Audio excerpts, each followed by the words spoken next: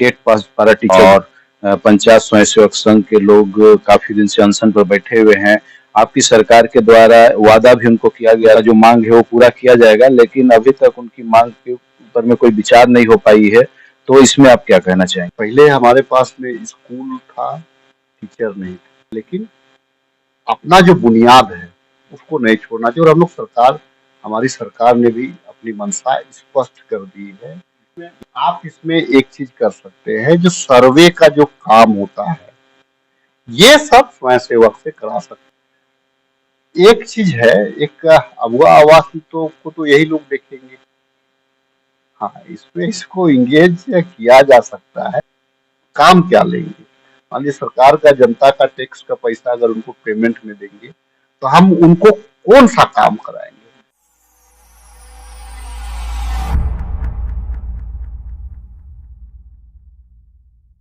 TV में आपका स्वागत है। मैं एल.के. साहू। आज हम लोग हैं खिजरी के लोकप्रिय विधायक और युवा विधायक, लोगों से जुड़े हुए रहने वाले विधायक जो हैं, और उनसे हम लोग रूबरू करेंगे और दो चार बात है जिससे हम लोग उनसे सुनने का प्रयास करेंगे और उनसे जानते हैं कि मतलब क्या कहना चाहते हैं। तो सबसे पहले राजेश दा, आपको न्यूज़ 100 लाइव टीवी में आपका स्वागत है। ये पेशा कानून को लेकर के आपकी राय क्या बोलती है? सबसे पहले मैं पूरे झारखंड प्रदेश के वासियों को न्यूज 100 लाइव टीवी की ओर से जोहार करता हूँ। निश्चित तौर से देखिए, पेशा पेशा यहाँ का एक सुरक्षा कवच है। सुरक्षा कवच इस मायने में है कि झारखंड का बुनियाद ही है जल जंगल जमीन। यहाँ के जितने आंदोलन हुए, चाहे वो सिद्धू कान्हू जी हो, बिरसा मुंडा जी हो, बुद्धू भगत जी हो, या जितने स्वतंत्र सेनानी हुए या जितने आंदोलनकारी हुए, एक जमाने में वे लोग उग्रवादी कहलाए, एक जमाने में वो लोग आतंकवादी कहलाए, एक जमाने में वो लोग कानून का गुनाहगार कहलाए, लेकिन अपने लोगों के हित के लिए वो हर कुछ को उन्होंने स्वीकार किया और अंग्रेजों के नाकों तले चना चबाने का काम कराया। अंग्रेजों ने घुटना टेका और वे लोग समझने का प्रयास किए कि यहाँ के जो लोगों को आखिर क्या चाहिए, खास करके यहाँ के आदिवासी और मूलवासियों के लिए। देखिए, आज की तारीख में लोग धर्म में यहाँ बटे हुए हैं। कल के तारीख में यहाँ के आदिवासी और मूलवासी का कोई धर्म नहीं था। सारे लोग समकक्ष, समान रूप से एक ही त्योहार मनाते थे, एक ही वेशभूषा में रहते थे। कोई पहरावा और आवा से किसी को ये नहीं पहचाना जा सकता था कि वो किस बिरादरी का है। लेकिन आज के तारीख में निश्चित तौर से ये कहा जा सकता है कि धर्म के आधार से, जात के आधार से या फिर क्षेत्र के आधार से लोग विभाजित हुए हैं। पेशा जो है, आपने जो सवाल किया, पेशा का मतलब ही है सुरक्षा कवच। आज के तारीख में अगर इस पेशा एक्ट को अगर यहाँ पे लागू नहीं कराया जाए तो यहाँ के सिर्फ आदिवासी ही नहीं, क्योंकि मैंने कहा ना, दोनों का, आदिवासी और मूलवासी, चाहे वो किसी भी धर्म समुदाय के हो, उन तमाम लोगों को बहुत बड़ा खामियाजा भुगतना पड़ सकता है। उसका कारण क्या है ना, कि राजधानी बनने के बाद बाहर से लोगों को बाहर से लोगों का यहाँ पे आगमन, कोई अफसर बनकर के आया, कोई नौकरी के नाम से आया, कोई व्यापार के नाम से आया, या कोई बसने के लिए आया। यहाँ का एनवायरमेंट, यहाँ का पर्यावरण, यहाँ का वातावरण को देख करके अब जो है कि, लेकिन उनको पेशा समझ में नहीं आता है। उनको तो यहाँ तक बहुत सारे जो यहाँ अगर आप देखेंगे कि बड़े बड़े जो मॉल होंगे, बड़े बड़े जो गोडाउन होंगे, बड़े बड़े जो व्यापारी होंगे, उनको अगर बोलिएगा कि सोहराई का पर्व क्या है या सोहराई का जतरा क्या है, तो उनको समझ में नहीं आएगा। उनको समझने के लिए यहाँ के भावना के साथ, और पेशा यहाँ का भावना है, भावना इन द सेंस, और जरूरत भी है कि पेशा रहेगा। देखिए, पेशा के तहत ही चुनाव हुआ, ये खास करके अगर हम देखेंगे राजधानी रांची वगैरह में, तो इसीलिए तो एकल पद आज रिजर्व है। लेकिन यहाँ पे मेसा को भी लाया गया। मेसा एक्ट के तहत में आपको यहाँ पे नगर पंचायत का चुनाव हुआ। मैं नगर पंचायत का चुनाव का विरोध नहीं करता हूँ, लेकिन आज के तारीख में यहाँ एकल पद क्यों रिजर्व हुआ, उसको जानने की जरूरत है। कि मूलवासियों के बनिस्पत यहाँ का जो गांव था, यहाँ का गांव था वो तो संख्या बल में हर पंचायत में आदिवासियों की संख्या ज्यादा थी। लेकिन आज के तारीख में बाहरी परिवेश से लोगों ने यहाँ पे आगमन यहाँ आना शुरू किया। अब उनकी पॉपुलेशन तकरीबन बराबर बराबर होने जा रही है। मैं मूलवासियों की बात नहीं कर रहा हूँ, यहाँ जो बाहर से जो नौकरी पेशा करने के लिए आए, धंधा पानी करने के लिए आए, काम काज के लिए आए, जिनको जगह पसंद है उनकी संख्या मैं बता रहा हूँ। पेशा के बिना, देखिए पेशा के रहने के बाद में भी एचएससी जैसे कारखाने का निर्माण हुआ, पेशा के रहने के बाद में भी आपको बीसीसीएल जैसे संस्थाएं आई, पेशा के रहने के बावजूद यहाँ बड़े बड़ी संस्थाएं आई, बड़ी बड़ी कंपनी आई, उसमें कहीं कोई रुकावट नहीं है। कानून में भी प्रावधान है, पेशा में भी प्रावधान है। लेकिन पेशा के तहत अगर आप चुनाव कराते हैं तो यहाँ का जो आत्मा है, यहाँ का जो आत्मा है उसको हम संरक्षित करते हैं। इसीलिए निश्चित तौर से राजधानी बना है, थोड़ा संघर्ष है, लेकिन अपना जो बुनियाद है उसको नहीं छोड़ना चाहिए। और हम लोग हमारी सरकार ने भी अपनी मंशा स्पष्ट कर दी है कि यहाँ जो भी कार्य होंगे पेशा के अधीन ही होंगे, क्योंकि यहाँ यह क्षेत्र 5th शेड्यूल क्षेत्र है, यह क्षेत्र सीएनटी और एसपीटी एक्ट से आच्छादित क्षेत्र है। यहाँ अब लोग जमीन को जनरल और एसटी कहते हैं। कल ये नहीं था, कल खेती के दृष्टिकोण से बहुत सारे यहाँ के सदान जो हैं वे भी लेते थे ट्राइबल का जमीन, लेकिन वो लोग करते क्या थे कि 20 साल का 25 साल का खेती के उद्देश्य से लेते थे, और जिस दिन इनका लेन देन का पैसा वापस करना होता था तो वापस करते। लेकिन अब वो प्रचलन समाप्त हो गया है।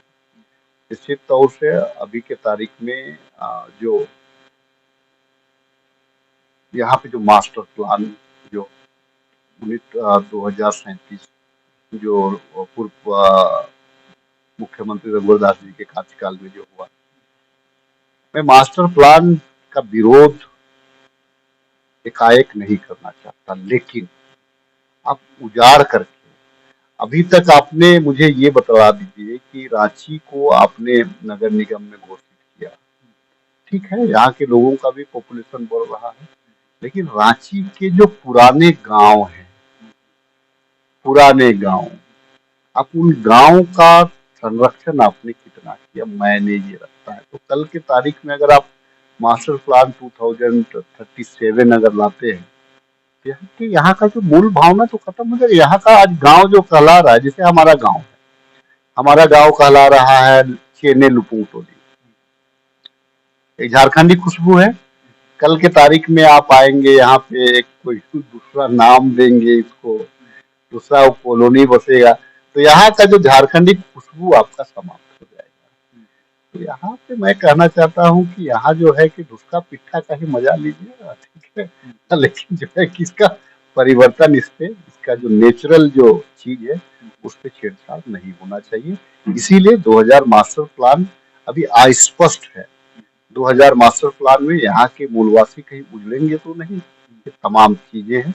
इन बिंदुओं पे पहले चर्चा हो, और राजधानी में अगर मान लीजिए कि अगर नगर निकाय का चुनाव हुआ है तो पहले उसको स्पष्ट करें, और जो मूल गांव है, मूल जो हमारे संसाधन है, उसको आप खोज के निकालिए। निश्चित तौर से लोग विरोध नहीं करेंगे, लेकिन लोग अभी तक ठगाते आए हैं, इसीलिए लोग विरोध करते हैं। जो आंदोलन हो रही है कि मास्टर प्लान विकास नहीं विनाश है, तो आप इसको एक्सेप्ट करते हैं? देखिए, मैं देख रहा था कि जनता का आवाज कितना है। मैं तो सदन में इस बात को रखता हूं कि मुझे मास्टर प्लान की आवश्यकता नहीं है। अगर आप मास्टर प्लान अगर आप लेते हैं तो आने वाले दिनों में आप इसको, इस पूरे क्षेत्र को इकोनॉमिक जोन में भी आप लेंगे। आप यहाँ पे बड़े बड़े उद्योग लगाने, बड़े बड़े जमीन एक्वायर करेंगे। अगर आपको करनी है तो यहाँ के जमीन की बिक्री पे सर्वप्रथम रोक लगाइए, और आप जो भी लेते हैं मुनाफा का 25% आप देने का आप ये कराइए। हाँ, लेकिन खतियानी मालिक, जमीन मालिक कोई पुराने रैयत ही होंगे, लेकिन उसमें जो आप जो लाभ कमाएंगे व्यापार से, उसमें मिनिमम 25%। मैं अपनी ओर से कह रहा हूँ, ज्यादा बोलूंगा तो इन्वेस्टर भाग जाएगा। तो मैं 25% की बात कर रहा हूँ। 25% आपका इन्वेस्टमेंट रहेगा, 50% का जो है वो आपका प्रॉफिट में रहेगा, लेकिन 25% जो है आपको यहाँ के जो स्थानीय लोग हैं, चाहे वो आदिवासी की जमीन हो या मूलवासी की जमीन हो, आपको देना पड़ेगा। फिर एक लास्ट सवाल है कि राजभवन के पास में गेट पास पारा टीचर जो है वो और पंचायत स्वयंसेवक संघ के लोग काफी दिन से अनशन पर बैठे हुए हैं। आपकी सरकार के द्वारा वादा भी उनको किया गया था कि उनको उनका जो मांग है वो पूरा किया जाएगा, लेकिन अभी तक उनकी मांग के ऊपर में कोई विचार नहीं हो पाई है। तो इसमें आप क्या कहना चाहेंगे? देखिए, हमारी सरकार ने शिक्षक की नियुक्ति की प्रक्रिया को बढ़ाया है आगे। बहुत सारे शिक्षकों की नियुक्ति हमने कराई। पहले हमारे पास में स्कूल था, टीचर नहीं था। पूर्ववर्ती सरकार, रघुवर दास की जी सरकार, हमारा जो स्कूल था उसको मर्ज कराते गया। 1 किलोमीटर पे एक स्कूल रखने का काम किया, तो बच्चे वहाँ नहीं पढ़ पाएंगे। हमारा कॉन्सेप्ट है जितने स्कूल है वहाँ पे टीचर की बहाली करनी। देखिए, हम लोगों ने ओल्ड पेंशन को भी लागू किया। केंद्र सरकार, भाजपा की सरकार ने पेंशन व्यवस्था को समाप्त कर दिया। लोग सरकारी नौकरियां क्यों करना चाहते हैं? ताकि उनको बुढ़ापा में पेंशन वगैरह का, या कहीं पे तो बीमार हो गए तो उनको उनका जो टीए-डीए जो कटता है, उनका जो पैसा जो कटता है इंश्योरेंस का, उससे उसको लाभ मिल सके। आज हम लोग ओल्ड पेंशन के टर्म में पेंशन कर रहे हैं, लेकिन उसके लिए आपको 10 साल का सर्विस होना जरूरी है। अब बहुत सारे स्टूडेंट का 50 साल के आसपास हो रहा है, फैक्ट है, 50 साल के आसपास हो रहा है। अगर वो नौकरी भी कर लेते हैं तो समझ लीजिए कि फिर जो हमारा जो फेस जनरेशन है उनको पेंशन भी नहीं मिलेगा।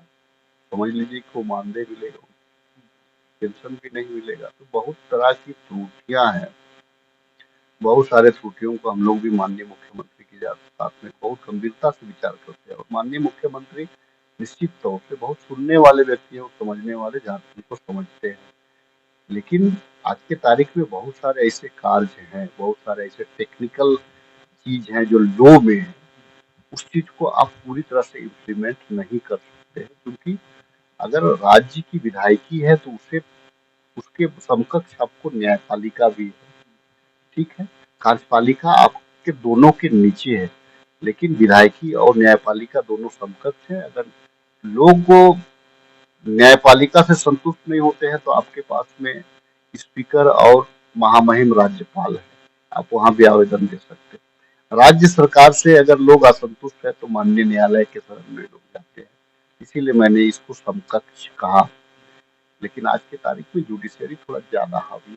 आपके आपके इस देश में ही जुडिशरी जुडिशरी पूरी तरह से ग्राउंड ग्राउंड रिपोर्ट, वो लिखा लिखाया सुना सुनाया बातों को जानता है, लेकिन जो विधायकी है वो ग्राउंड को जानता है। इसीलिए विधायकी क्योंकि कानून बनाता है, इसीलिए विधायकी का जो कार्य है, अब अभी देख लीजिए सारा नौकरियां तो हमारा कोर्ट में ही था। बहुत मुश्किल से अभी इसको समाप्त कराया गया है। अभी इस पे निर्णय लेंगे तो ये बाकी की जो नौकरियां है इस पे भी इसका आ जाएगा। लेकिन इनके साथ सहानुभूति है, मैं आग्रह करूँ। चूंकि पेंशन 50 साल से जिसका ज्यादा हो गया उनको मिलना नहीं है, क्योंकि 10 साल का सर्विस ये लोग पूरा नहीं कर पाएंगे। आग्रह है कि अगर फिर भी एक प्रयास होगा कि बहुत सारे लोगों को इच्छा रहता है कि नहीं मुझे नौकरी ही करना है, मुझे शिक्षक ही बनना है। शिक्षक तो हैं आप, लेकिन जो मानदेय और जो वेतन वाला जो मामला है उससे फंस जाते हैं। घर परिवार है, इनके भी बाल बच्चे बड़े हो रहे, 50 साल हो रहा है, तो जाहिर सी बात है कि आधा उम्र समाप्त कर गया, आधा से ज्यादा उम्र जी गया। अब इनके लिए स्थायी रूप से निश्चित तौर से सरकार को बहुत सहानुभूति पूर्वक, एक तो व्यापार की दृष्टिकोण इनको आगे बढ़ाइए, नहीं तो इनका सेटलमेंट कराना पड़ेगा। मुख्यमंत्री से बातचीत चल रहा है, गंभीर है मुख्यमंत्री, लेकिन आंदोलन जरूरतें लगातार बढ़ती जाती है। आज हम आपको अगर दाल भात खिलाए तो कल आप सब्जी भात खिलाएगा, तो दाल सब्जी खिलाए तो कल की तारीख में बोलिएगा कि मुझे मछली भात खिलाए, मछली भात खिलाइए तो आप बोलिएगा कि मटन भात खिलाइए। ये प्रक्रिया है और जो जायज है, जागरूक है तभी मांग रहे हैं। अगर जागरूक नहीं होंगे तो मानिए, इसको हम गलत नहीं मानते हैं, लेकिन कहीं कहीं पे एक लिमिटेशन है सारा चीज का। हम निश्चित तौर से सहानुभूति तो रखते हैं, लेकिन इनके लिए क्या हो पाएगा इस बार का जो अभी शीतकालीन सत्र आएगा उसमें मामला आएगा तो हम लोग माननीय मुख्यमंत्री और माननीय कैबिनेट को हम लोग अवगत कराएंगे। पंचायत सचिवालय स्वयंसेवक संघ के लोग लगातार 128 दिन से अनशन पे हैं राजभवन के समीप में। जेएमएम कार्यालय का भी वो लोग भी घेराव किए।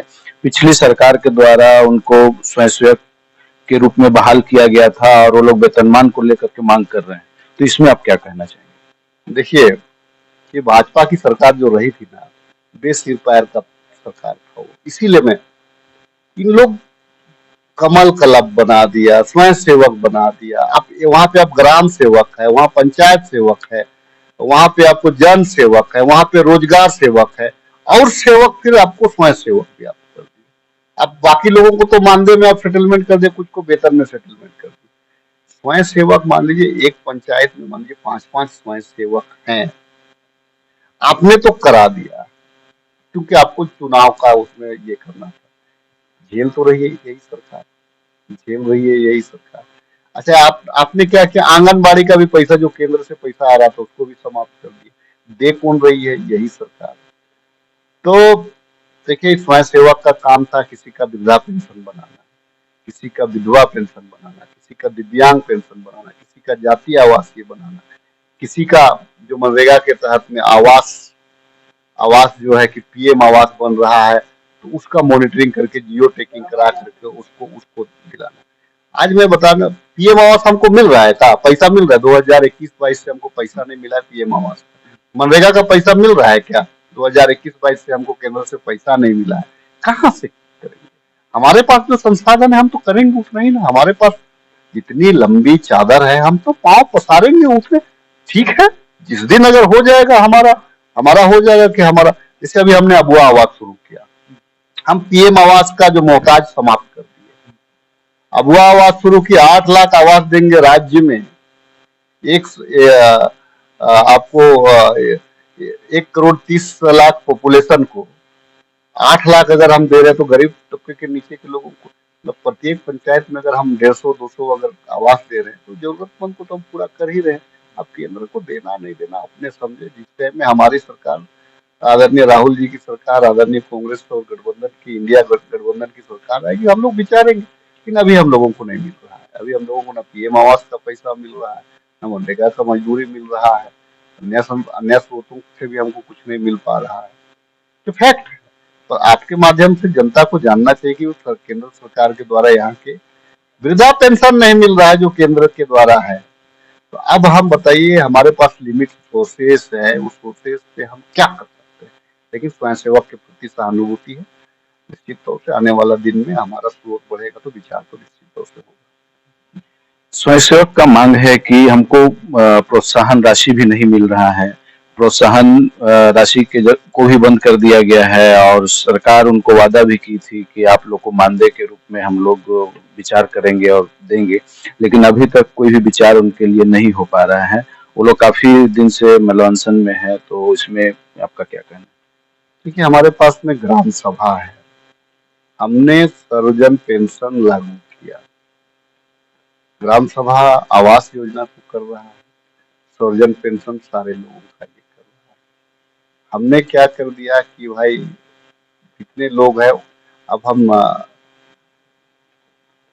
जातीय आवासीय के लिए भी आप ऑनलाइन हो गया। हम कहाँ रखेंगे, कैसे इसकी नियुक्ति, इसको क्या कराएंगे, क्या कराएंगे? सिर्फ मानदेय दे क्या? बेरोजगार भी तो बहुत सारे लोग हैं। कल की तारीख में वही लोग भी बोलेंगे कि हम भी बेरोजगार है तो हमको भी दीजिए। तो कठिन है, कठिन है। मैं स्वयंसेवक का विरोध नहीं कर रहा हूँ कि पूर्ववर्ती सरकार की गलत नीतियों की वजह से इन लोगों को ठगा गया, इनको इंगेज किया गया और इनको जो है कि इनका टाइम वेस्ट कराया गया। अगर ये दूसरी जगह कुछ करते, आपने यहाँ इंगेज करा करके पढ़ते लिखते, व्यापार करते, नौकरी करते, दूसरे विभाग में ये लोग जाते। लेकिन आपने, चूंकि आपको वोट की राजनीति करनी थी, लेकिन अभी तो हम लोग, क्योंकि हर राजनीतिक दल वोट की राजनीति करता है, हम भी करते हैं, हम भी करते हैं, हम भी देखते हैं कि भाई इसमें हम क्या कर सकते हैं आने वाला दिन में। लेकिन 5-5 स्वयंसेवक को हम कहाँ रखेंगे, क्या कराएंगे? ये भी बड़ा सवाल है, ये भी बड़ा सवाल है। मैं आप ही से पूछ रहा हूँ, क्या ये बड़ा सवाल नहीं? हम उनसे क्या कराएंगे, काम क्या लेंगे? मान लीजिए सरकार का, जनता का टैक्स का पैसा अगर उनको पेमेंट में देंगे, तो हम उनको कौन सा काम कराएंगे? कोई काम तो हमको सुनिश्चित करना पड़ेगा ना। उनका कहना था कि अबुआ आवास जो आ रही है, अगर सरकार हमको उसके लिए भी काम देती है, इस तरह का कोई भी काम जिसे आए जाति आवासीय बनाने के लिए भी बहुत सारा काम है जो मतलब टीचर्स लोग को लगा करके, या फिर जनगणना का काम है उसमें टीचर्स को लगाया जाता है, तो ये सब काम हम लोग कर सकते हैं। तो ये सब काम के लिए वो लोग बोले ये सब काम करके भी कुछ भी जो भी सरकार मानदेय देना चाहे दे सकती है। तो इसके लिए आप क्या? देखिए, उसके लिए मुखिया होता है, वार्ड का चयन हुआ, पंचायत समिति का चयन, प्रमुख का चयन हुआ, तो प्रखंड स्तर पे जिला परिषद का चयन हुआ। एक चीज है, एक अगुआ आवास तो यही लोग देखेंगे। हाँ, इसमें इसको इंगेज किया जा सकता है कि भाई चलिए आप इसमें करिए। और एक क्या सवाल था आपका, जो है कि ये तो अगुआ आवास वाला सवाल था। अबुआ आवास है, प्लस जैसे टीचर्स का भी आंदोलन बीच में हुआ था कि आप इसमें एक चीज कर सकते हैं, जो सर्वे का जो काम होता है, ये सब स्वयं सेवक से करा सकते हैं, लेकिन वो तो काम के बदले फिर पेमेंट देना होगा आपको ना। रेगुलर पेमेंट फिर कैसे करिएगा? वो तो मानदेय हो जाएगा। आप मान लीजिए यहाँ सर्वे का, अभी चुनाव वोटर संशोधन का काम है, आप प्रखंड विकास अधिकारी के बीडीओ सीओ को ये लोग मदद करेंगे, तो इस काम के लिए कराया जा सकता है, इस काम के लिए किया जा सकता है। या व्यवहारिक चीज आपने बात किया, लेकिन अब आवास वगैरह तो फिर मुखिया क्या करेगा, रोजगार सेवक क्या करेगा, पंचायत सेवक क्या करेगा, जन सेवक क्या करेगा? फिर क्या करेंगे लोग? फिर हल्का कर्मचारी क्या करेगा? फिर उनको वेतन क्यों दिया जा रहा है? तो ये वाला जो सर्वे का काम है, रेगुलर हर साल इनसे सर्वे कराइए, रिपोर्ट मांगिए, ये काम के लिए इनको। लेकिन उसके लिए बड़ा राहत, बड़ा पैसा, बड़ा बजट लगाना पड़ेगा, तभी संभव।